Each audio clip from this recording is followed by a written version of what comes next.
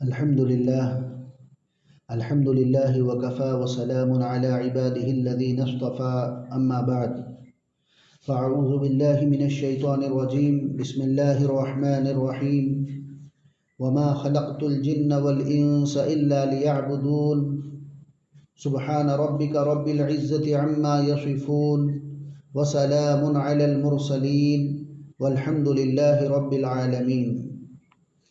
بھائیو، دوستو، بزرگو، ہمارا جو عنوان چل رہا ہے وہ ہماری زندگی کا مقصد ہے۔ مقصد حیات ہماری زندگی کا کیا ہے؟ مقصد حیات ہماری زندگی کا اللہ کی یاد ہے۔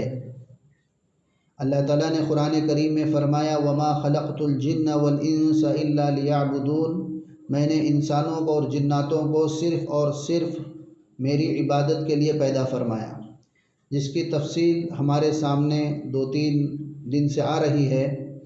اللہ تعالیٰ ہم سب کو اس کے مقصد کو پہچاننے کی اور اس مقصد کو پورا کرنے کی اللہ ہمیں نیک توفیق عطا فرمائے۔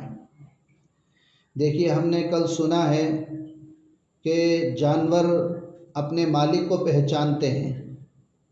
گھوڑا اپنے مالک کے لیے قربان ہو جاتا ہے، بکری اپنے مالک کو پہچانتی ہے، کتا اپنے مالک کو پہچانتا ہے، مرغی اپنے مالک کے مکان کو پہچانتی ہے۔ لیکن ہم انسان اشرف المخلوق ہیں، لیکن اللہ کو ہم نے نہیں پہچانا۔ ہمارا خالق کون ہے، ہمارا مالک کون ہے، یہ ہم نے نہیں پہچانا۔ بس ہم دنیا کے پیچھے بھاگے جا رہے ہیں۔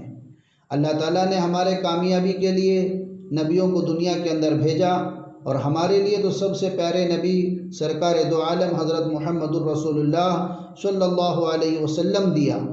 یہ بہت بڑی اللہ کی طرف سے ہمیں دین ہے۔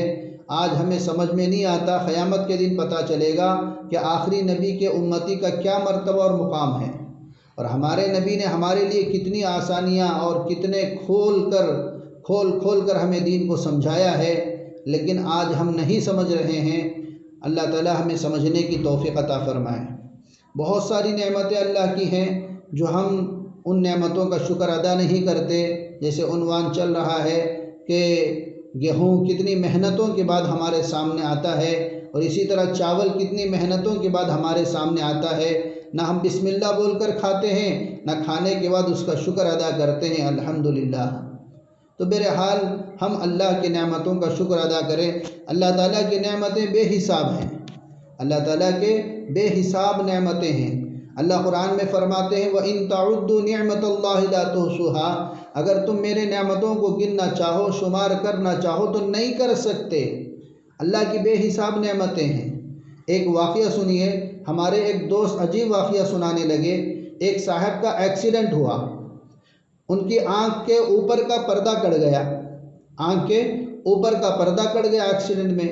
کہنے لگے 1-2 گھنٹے گزرے تو آنکھ پر مٹی جم گئی۔ عام آدمی محسوس نہیں کر سکتا کہ ہوا میں کتنے باریک ذرات مٹی کی شکل میں ہوتے ہیں جو جمتے رہتے ہیں۔ اکثر آپ دیکھیں گے کہ اگر کوئی چیز رکھ دیں، دوسرے دن جا کر اس چیز کو دیکھیں تو اس کے اوپر مٹی جمی ہوئی نظر آتی ہے۔ ہاں، آنکھ کے اوپر اللہ نے پردہ بنا دیا ہے، یہ بند ہوتا ہے اور کھلتا ہے، بند ہوتا ہے اور کھلتا ہے۔ اس کے ساتھ ساتھ تھوڑا تھوڑا پانی اندر سے اللہ خارج کرتے ہیں، تو پانی کے ساتھ جیسے کسی چیز کو جھاڑو لگاتے ہیں، یہ اللہ نے جھاڑو کا انتظام ہمارے آنکھ کے لیے کیا ہے۔ یہ بند ہوتا ہے، کھلتا ہے، جھاڑو چل رہا ہوتا ہے، جیسے کار کے لیے بارش کے دنوں میں وائپر ہوتا ہے، تو یہ ہمارے آنکھ کے اوپر کا پردہ یہ ہمارے آنکھ کی حفاظت کے لیے ہے۔ جب اس کی آنکھ کے اوپر والا گوشت کا پردہ کٹ گیا تو آنکھ ہر وقت بالکل ننگی رہنے لگی۔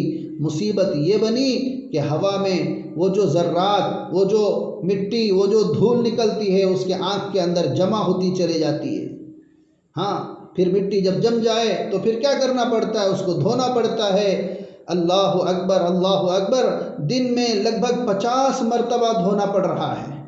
اب ایک دن میں 50 مرتبہ آنکھ کو دھوئے تو اس کے آنکھ کی کیا حالت ہوگی؟ لوگ عیادت کرنے کے لیے گئے، بیمار پرسی کرنے کے لیے گئے تو کہنے لگا آنکھ کا چھوٹا سا پردہ تھا، کبھی سوچا بھی نہیں تھا کہ اللہ تعالیٰ کی کتنی بڑی نعمت ہے۔ انسان کے جسم کا ایک چھوٹا سا حصہ ہے، اس کو دیکھو اللہ تعالیٰ کی کتنی بڑی نعمت ہے۔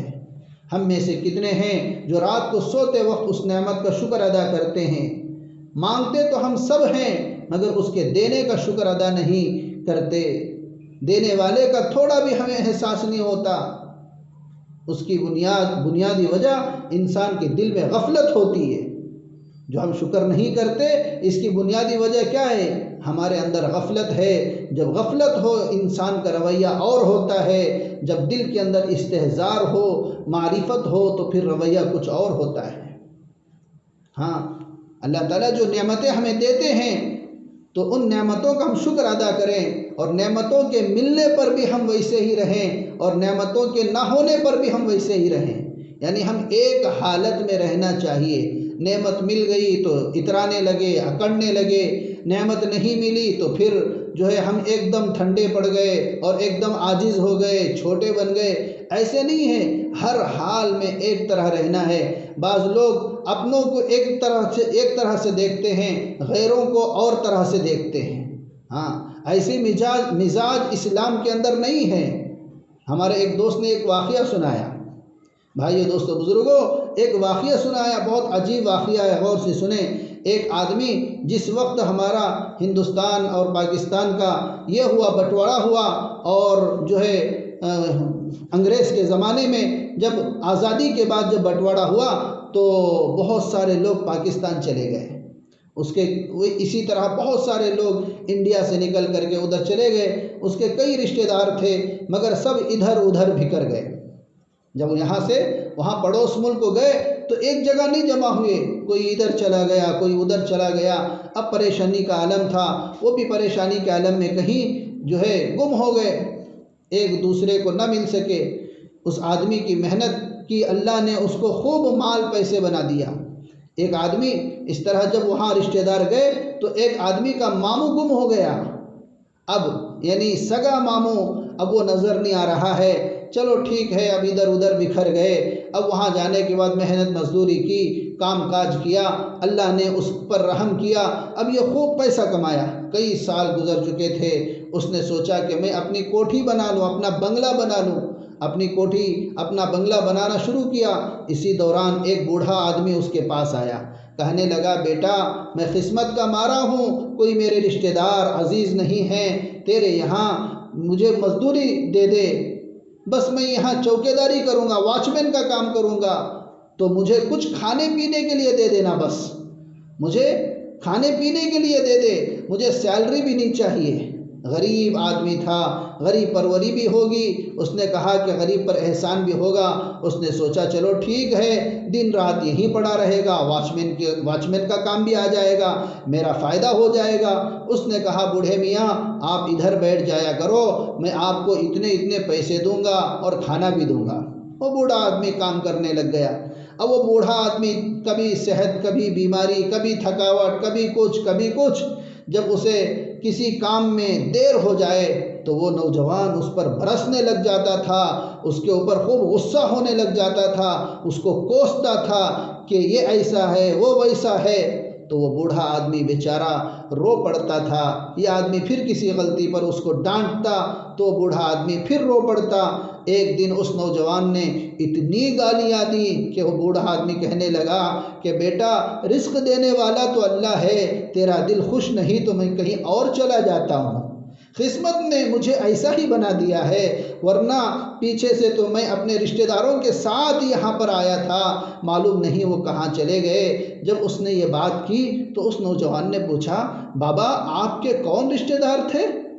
بوڑھے نے کہا، پورا واقعہ سنایا۔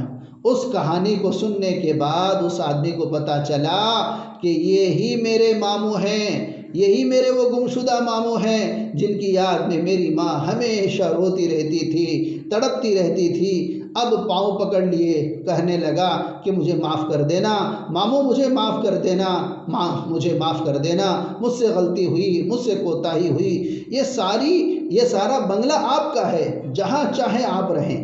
اس نے کہا، نہیں بیٹا، مجھے اپنی اوقات کا پتہ چل گیا، بوڑھے آدمی کہہ رہے ہیں کہ بیٹا مجھے اپنے اوقات کا پتہ چل گیا۔ نوجوان کو ایک چیز سے واقفیت نہیں تھی، برتاؤ کچھ اور تھا، جب اس کا احساس ہو گیا تو برتاؤ کچھ اور ہے۔ یعنی پہلے وہ رشتہ دار ہے، میرا ماموں ہے، اس کو معلوم نہیں تھا تو اس کے ساتھ غصہ کیا، اس کو گالیاں دیا۔ جب معلوم پڑا کہ یہی میرا ماموں ہے تو پھر اس کے ساتھ اتنا اس کے ساتھ یہ کر رہا ہے، نرمی کا برتاؤ کر رہا ہے۔ تو وہ بوڑھا آدمی کہنے لگا بیٹا میری اوقات کا پتہ چل گیا ہے، اب برتاؤ کچھ اب قدموں میں پڑ رہا ہے، جسے پہلے ٹھوکریں لگا رہا تھا اب وہ نوجوان اس کے قدموں میں پڑ رہا ہے۔ یہی انسان کا حال ہے کہ جب تک اسے اللہ رب العزت کی معرفت نصیب نہیں ہوتی، جانور کسی زندگی گزارتا ہے، اور جب کسی اللہ والے کا ہاتھ لگ جاتا ہے اور دل ڈھل جاتا ہے، پھر احساس ہوتا ہے، پھر آنکھ کھلتی ہے کہ میں اب تک کیسی زندگی بسر کرتا رہا۔ تو بھائی ہم اللہ کو نہیں پہچانے ہیں، جب تک ہم اللہ کو نہیں پہچانیں گے تو ہم اللہ کی صحیح عبادت نہیں کر سکتے۔ ہاں بھائیو، دوستو، بزرگوں، ایک عجیب بات سنیے۔ ایک بہت سفید بال والے بزرگ تھے، کسی نے پوچھا بابا جی آپ کی عمر کتنی ہوگی؟ جی نانا صاحب آپ کی عمر کتنی ہوگی؟ کہا کوئی 10-12 سال ہوگی، حالانکہ ان کے بال بہت سفید ہو چکے ہیں۔ لوگوں نے پوچھا آپ کی عمر کتنی ہے؟ تو بڑے آدمی نے کہا میری عمر بس 10-12 سال ہوگی۔ بڑا حیران ہوا اور پوچھنے والے بڑے حیران ہوئے، کہنے لگے بابا جی آپ کے بال سفید اور آپ کہتے ہیں کہ 12 سال کی عمر ہے؟ فرمایا ہاں بیٹے، جب سے میں نے سچی توبہ کی ہے 12 سال گزرے ہیں، یہی میری زندگی ہے، اس سے پہلے کی میری زندگی نہیں، وہ تو شرمندگی تھی۔ تو آج ہم اندازہ لگائیں کہ آج ہماری زندگیاں کیسی چل رہی ہیں۔ ہاں جی، آج ہماری زندگی کیسے چل رہی ہے؟ نیکوں کی صحبت انسان کے دل کو جگا دیتی ہے، انسان کو زندہ بنا دیتی ہے۔ جیسے پودا کسی مالی کے ہاتھ لگ جاتا ہے، جیسے ایک گارڈنر کے ہاتھ میں لگ جاتا ہے تو پھر وہ خوبصورت بن جاتا ہے، اسی طرح کوئی آدمی کسی اچھے نیک انسان کے ہاتھ لگ جائے، ان کے صحبت میں رہے، ان کے ساتھ اٹھے بیٹھے تو اس کے اندر بھی نکھار پیدا ہوتا ہے۔ تو بھائیو، دوستو، بزرگوں، اللہ تعالیٰ نے ہمیں بہت قیمتی زندگی دی ہے، ہم اس کو ضائع ہونے نہ دیں، ہم اللہ کو پہچانیں اور اللہ کے نبی کی سچی محبت اپنے دلوں میں لائیں، اللہ کے حکموں کو اور پیارے نبی کے طریقوں کو اپنائیں، 100% عمل کریں۔ اللہ تعالیٰ ہم سب کو عمل کی توفیق عطا فرمائیں۔ اللہ تبارک و تعالیٰ یہ پورے دنیا کے اندر جو وبا پھیلی ہوئی ہے، اللہ سے دعا فرمائیں کہ اللہ تعالیٰ اس وبا کو جڑ سے اس ماہ رمضان کی برکت سے ختم فرمائیں، پورے دنیا کے اندر اللہ تبارک و تعالی امن و امان عطا فرمائے، اور پورے دنیا کے مسلمانوں کی جانوں کی، مالوں کی، عزت و آبرو کی، ایمان و اعمال کی اللہ حفاظت فرمائے، اور اسی طرح اللہ تعالیٰ پورے دنیا کے انسانوں کو ہدایت کے دولت سے مالا مال فرمائے۔ اللہ تبارک و تعالیٰ تمام پریشان حال لوگوں کی پریشانیوں کو دور فرمائے، اور اللہ تبارک و تعالیٰ بقیہ رمضان یعنی خصوصاً جو آخری عشرہ کل شام سے افطاری کے وقت سے شروع ہونے والا ہے، اللہ ہم سب کو آخری عشرے کی صحیح قدردانی کرنے کی توفیق عطا فرمائے۔ شب قدر کی عبادت کا ثواب اللہ تعالی ہم سب کو اور پورے امت مسلمہ کو عطا فرمائے، اور خصوصاً اللہ اعتکاف کرنے کی عورتوں کو یہ بہت اچھا موقع ہے کہ اعتکاف کریں، گھروں میں اعتکاف کریں۔ مرد حضرات جیسے میں نے کل بھی کہا تھا کہ مسجدوں میں ہی وہ اعتکاف کر سکتے ہیں، بیٹھنے کی کوشش کریں، یہ بہت ہی اچھا موقع ہے۔ حالات بھی بڑے خراب ہوتے جا رہے ہیں، بڑے خراب ہیں حالات، ایسے وقت میں بھی ہم اللہ کے در پر نہیں جائیں گے، اللہ کا در پکڑ کر نہیں بیٹھیں گے تو پھر ہماری زندگی کا کتنا ہم نقصان کرنے والے ہیں۔ بھائیو، دوستو، بزرگوں، ہمارا بھی فائدہ ہوگا، امت کا بھی فائدہ ہوگا، ملک کا بھی فائدہ ہوگا، پوری دنیا کا فائدہ ہوگا۔ ہم اعتکاف کریں یا کم سے کم زیادہ سے زیادہ آخری عشرے میں عبادتوں میں اپنے اوقات کو گزاریں، شاپنگ وغیرہ ہرگز نہ کریں۔